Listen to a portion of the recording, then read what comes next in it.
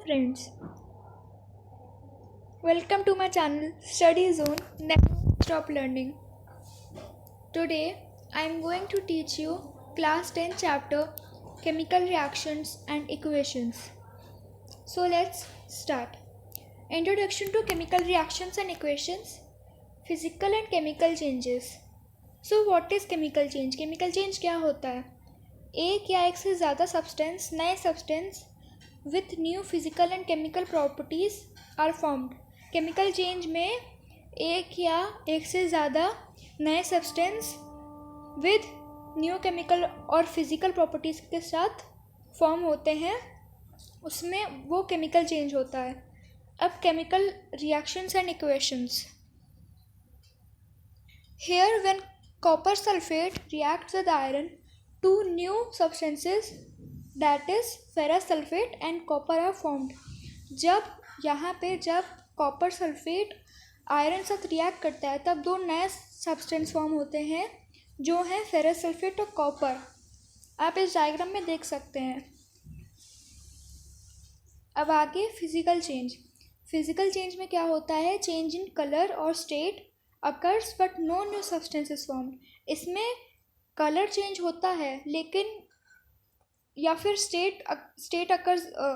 Change in colour और state occurs.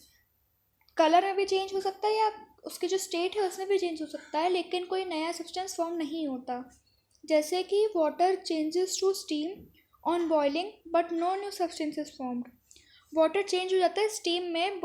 जब boiling होती है तब वो वाटर स्टीम में डेवलप हो जाता है, लेकिन कोई नया सब्सटेंस थोड़ी ना फॉर्म हो जाता है. Even though steam and water look different when they are made to react with a piece of Na, sodium, they react the same way and give the exact same products. जब ये water और steam अगर हम लोग sodium से react करते हैं तो जब वो सेम वे में रिएक्ट हुए जाते हैं तब वो एग्जैक्टली सेम प्रोडक्ट देते हैं. This involves only a change in state, liquid to vapour.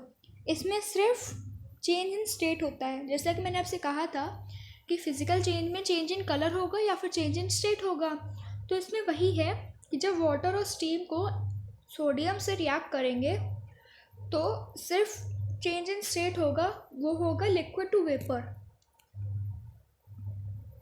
अब है observations that help determine a chemical reaction. A chemical reaction can be determined with the help of any of the following observations.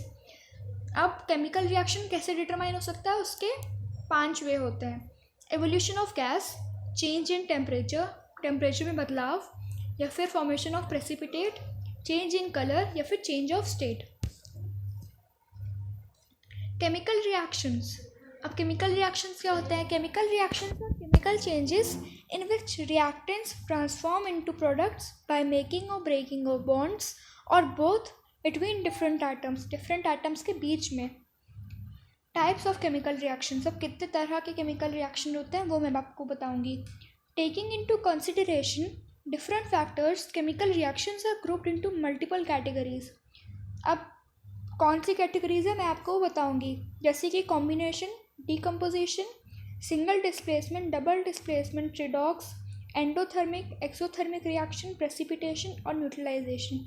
ये इसके types है, chemical reaction के types हैं. Chemical reactions and equations. अब इसकी word equation मैं आपको बताऊंगी. वर्ड इक्वेशन क्या होता है? Word equation is a chemical reaction express in words rather than chemical formulas. इसको वर्ड्स में डिफाइन किया जाता है, जहाँ तक कि केमिकल फॉर्मूलाज बताने के अलग से, मतलब कि ये एज अ वर्ड में एक्सप्रेस होता है. अब इसके उससे से आप हाईलाइट करो वर्ड इक्वेशन, मतलब इसमें कोई केमिकल फॉर्मूला नहीं लिखा जाता, इसमें वर्ड्स लिखे जाते हैं.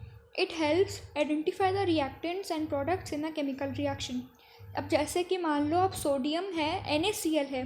NaCl कैसे फॉर्म हुआ? अब Na और Cl को उसके वर्ड में लिखो, सोडियम और क्लोरीन, तो उसे लिखोगे तो फॉर्म होगा sodium chloride, that is not other than NaCl. The above equation means sodium reacts with chlorine to form sodium chloride. इसे कहते हैं word equation. अब नेक्स्ट है symbols of elements and their valencies. अब सिम्बल्स ऑफ एलिमेंट्स और valencies क्या है मैं आपको बताऊंगी। A symbol is the chemical code for an element. Symbol एक केमिकल कोड होता है एक एलिमेंट के लिए। Each element has 1 or 2 letter atomic symbol. Each element, हर एक एलिमेंट में एक या 2 लेटर होते हैं एटॉमिक सिम्बल के, which is the abbreviated form of its name, जो उसका शॉर्टेस्ट फॉर्म होता है उसके नेम का। Valency is the combining capacity of an element. Valency एक कंबाइनिंग कैपेसिटी होती है एक एलिमेंट की। It can be considered as the number of electrons lost, खोए हुए, पाए या फिर एक दूसरे के साथ शेयर किए गए by an atom when it combines with another atom to form a molecule. अब नेक्स्ट है writing chemical equations. Representation of a chemical reaction in terms of symbols and chemical formulae of the reactants and product is known as a chemical equation.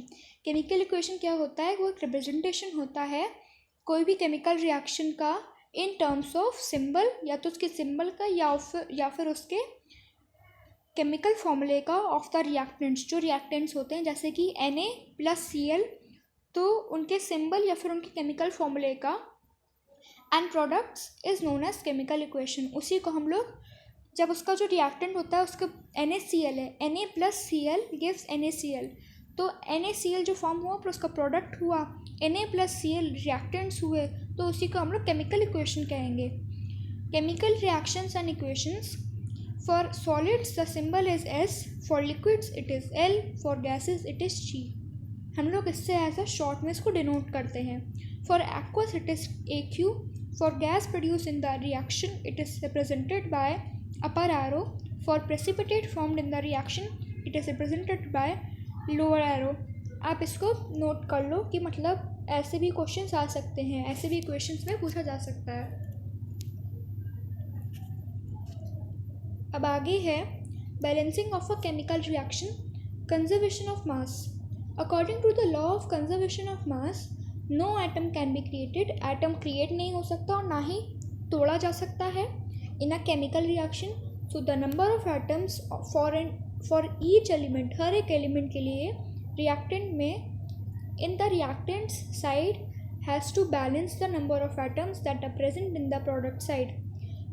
इसीलिए जो law of conservation of mass है वो कहता है atom ना तो बन सकता है ना ही टूट सकता है।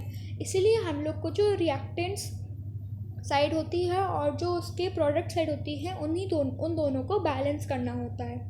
In other words, the total mass of the products formed in a chemical reaction is equal to the total mass of the reactants participated in the chemical reaction. अब आगे है balanced chemical equation. The chemical equation in which the number of atoms of each element in the reactants side is equal to that of the product side is called balance equation, balanced chemical equation। मतलब जो product side होती है और reactant side होती, जो reactant और product side होती है, अगर उन दोनों में ही उनके नंबर ऑफ एटम्स इक्वल हैं तब वो एक कंप्लीट बैलेंस्ड केमिकल इक्वेशन कहलाया जाएगा। टू नो मोर, आगे आप पढ़ते हैं अब इसका आगे जानने के लिए पूरा। Steps for balancing chemical equations. Hit and trial method. अब हिट एंड ट्रायल मेथड पढ़ते हैं। While balancing the equation, change the coefficients, the numbers in front of the compound और molecule. Hit and trial method में क्या होता है, जब balance करते हैं हम लोग इक्वेशन को तो उसके कोएफिशिएंट्स को चेंज कर देते हैं। मतलब जो उसके जो नंबर फ्रंट में होते हैं ऑफ द कंपाउंड या फिर मॉलिक्यूल, उसके नंबर इधर से उधर, so that the number of atoms of each element is same on each side of the chemical equation, ताकि जो उसके नंबर ऑफ एटम्स होते हैं वो दोनों ही साइड इक्वल हों। Shortcut technique for balancing a chemical equation. अब शॉर्टकट टेक्निक क्या है, इसमें क्या होता है, जैसे मैंने आपको एग्जांपल बताया था Na+Cl का, अब वो तो पूरा बैलेंस ही होता है ऑब्वियसली, तो मैं आपको दूसरा एग्जांपल देती हूँ CaCO3 और H3PO4 का। So it gives Ca3PO4 whole twice plus H2CO3। ये आपको देख के पता चल रहा है कि बैलेंस नहीं है, तो इसको हम बैलेंस कैसे करेंगे हम, तो इसमें हम लोग क्या करेंगे, CaCO3 को A लिख देंगे, H3PO4 को B लिख देंगे, Ca3PO4 whole twice को C लिख देंगे और H2CO3 को D लिख देंगे। फिर हम लोग क्या करेंगे, set up a series of simultaneous equations one for each element. C A को हम लोग ऐसे लिख सकते हैं ए इक्वल्स टू 3C, सी को लिख सकते हैं ए इक्वल्स टू डी, ओ को लिख सकते हैं 3A + 4B equals to 8C + 3D, H को लिख सकते हैं 3B equals to 2D, P को लिख सकते हैं B is equal to 2C। अब हम लोग एज्यूम कर लेंगे कि जो C है, मतलब जो C हम लोग ने बाहर नंबर लिखा था उसको हम लोग एज 1 ले लेंगे, तो हमारा जो A हो जाएगा फिर वो 3 हो जाएगा, और D जो होगा, D और A इक्वल थे तो वो 3 हो जाएगा, B जो है इक्वल्स टू 2C था तो वो 2 हो जाएगा। So A equal to 3, B equal to 2, C equal to 1 और D इक्वल टू 3। जब आप इनमें सब वैल्यूज़ पुट करोगे तो आप खुद देखोगे कि ये जो इक्वेशन थी वो बैलेंस हो गई है। ये मेथड सबसे ईजीएस्ट है, आप अप्लाई कर सकते हो। Chemical reactions and equations part 2. Types of chemical reactions. Taking into consideration different factors, chemical reactions are grouped into multiple categories. अब हम लोग इसको कंसिडरेशन में लें तो डिफरेंट जो फैक्टर्स होते हैं केमिकल रिएक्शंस ग्रुप हो जाते हैं मल्टीपल कैटेगरीज में, जैसे कि combination, decomposition, single displacement, double displacement, redox, endothermic, exothermic, precipitation और न्यूट्रलाइजेशन। इनमें ये हो जाते हैं कन्वर्ट। सो कॉम्बिनेशन रिएक्शंस हम लोग स्टार्ट करते हैं। इन अ कॉम्बिनेशन रिएक्शन 2 एलिमेंट्स और 1 element and 1 compound or 2 compounds combine to give 1 single product. आप यहाँ पे देख सकते हो H2 + Cl2 gives 2HCl, मतलब एलिमेंट और एलिमेंट को मिला के हमारा कंपाउंड बनेगा। अब इसमें 2CO + O2 gives 2CO2। ये देख रहे हो आप कि ये पूरा बैलेंस्ड है, मतलब ऐसे कॉम्बिनेशन रिएक्शन करते हैं जैसे कि Na + Cl gives NaCl, H2 + O2 gives H2O, ऐसे ही ये कॉम्बिनेशन रिएक्शन होता है। डिकम्पोजिशन रिएक्शन क्या होता है? A single reactant decomposes on the application of heat और लाइट और electricity to give 2 or more products. Types of decomposition reactions are decomposition reactions which require heat, thermolytic decomposition और thermolysis। जिनको heat require होती है उन्हें हम thermolysis या फिर थर्मोलिटिक डिकम्पोजिशन कहते हैं। दूसरा होता है जब डिकम्पोजिशन रिएक्शन को लाइट ज़रूरी हो तो उसे हम कहते हैं फोटोलिटिक। फोटोलिटिक क्यों कहते हैं? जैसा कि अपने बायो में पढ़ा है फोटोसिंथेसिस, उसमें सनलाइट की नीड होती है, तो यहाँ पे भी जब लाइट यूज़ हो रही है, सनलाइट या लाइट यूज़ हो रही है, तो उसे हम फोटोलिटिक डिकम्पोजिशन कहेंगे या फिर फोटोलिसिस कहेंगे। तीसरा है डिकम्पोजिशन रिएक्शन जिसे इलेक्ट्रिसिटी चाहिए हो, उसे हम इलेक्ट्रोलिटिक कहेंगे, इलेक्ट्रिसिटी से इलेक्ट्रोलिटिक या फिर इलेक्ट्रोलिसिस, इलेक्ट्रोलिटिक डिकम्पोजिशन या फिर electrolysis. Displacement reaction, more reactive element displaces a less reactive element. जो मोर रिएक्टिव एलिमेंट होता है वो लेस रिएक्टिव से डिस्प्लेस कर जाता है, जैसे कि Zn + CuSO4 को हम कर देंगे ZnSO4 + Cu, फिर Cu + AgNO3 को हम कर देंगे CuNO3 whole twice + Ag। Double displacement reaction, an exchange of ions between the reactants take place to give new products। नए प्रोडक्ट को देने के लिए एक्सचेंज ऑफ आयंस होता है बिटवीन द रिएक्टेंट्स के बीच में एक्सचेंज होता है आयंस का, ताकि एक नया प्रोडक्ट फॉर्म हो जाए, जैसे कि Al2SO4 का होल थ्राइस + CaOH का होल ट्वाइस गिव्स AlOH का होल थ्राइस + CaSO4 दे देता है। तो ये आप एज डबल डिस्प्लेसमेंट रिएक्शन लिख सकते हो, एग्जाम्पल में दे सकते हो। Precipitation reaction, an insoluble compound called precipitate forms when two solutions containing soluble salts are combined।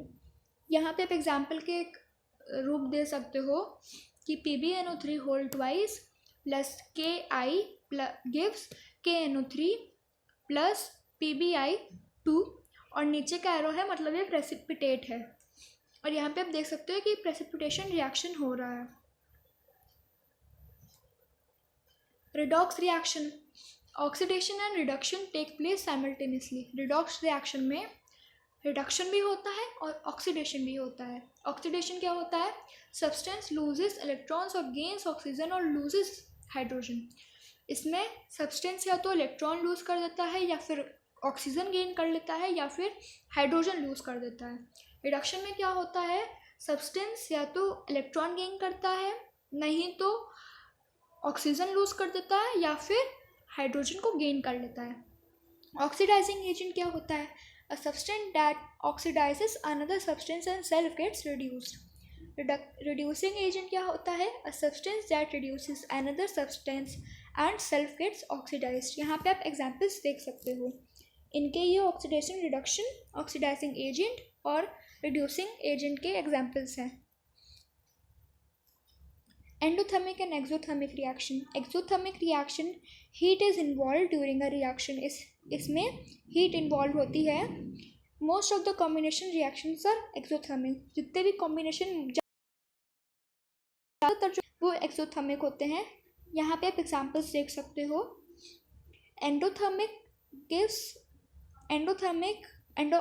Endothermic बताती हूँ। Heat is required to carry out the reaction. इसमें हीट की ज़रूरी होती है। Glucose, most of the decomposition reactions are endothermic. बहुत mostly जितने भी रिएक्शंस होते हैं, जो डिकम्पोजिशन रिएक्शंस होते हैं, वो एंडोथर्मिक होते हैं।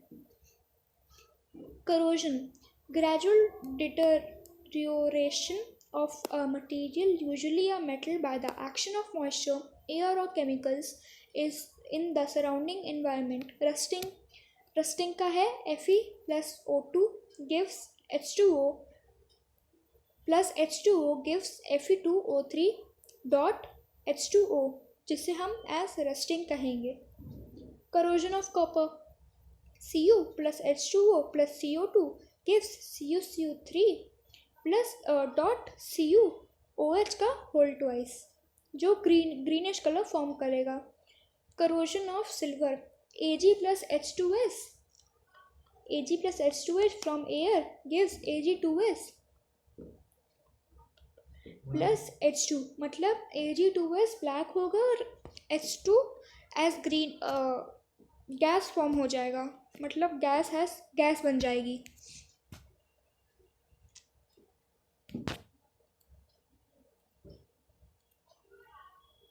अब आगे है rancidity. It refers to the oxidation of fats and oils in food that is kept for a long time. It gives foul smell and bad taste of food.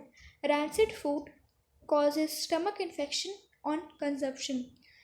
जो rancid food होता है वो stomach infection भी कर सकता है जब अगर हम लोग उसको खा लें। प्रिवेंशन कैसे हो? Use of air tight containers. जो एयर टाइट कंटेनर्स होते हैं उनको यूज़ करो। नाइट्रोजन से पैक करो उसको या फिर रेफ्रिजरेटर में रख दो। एडिशन ऑफ एंटीऑक्सीडेंट्स या फिर प्रिजर्वेटिव्स। अगर आपको मेरी ये video chemical reactions and equations पे पसंद आई हो तो इसे लाइक और सब्सक्राइब करना ना भूलें। अगर आपको इसमें कोई भी डाउट हो या फिर कोई भी ऐसा टॉपिक मैंने आपको नहीं समझाया हो तो प्लीज़ कमेंट बॉक्स में डाल दें। Thank you.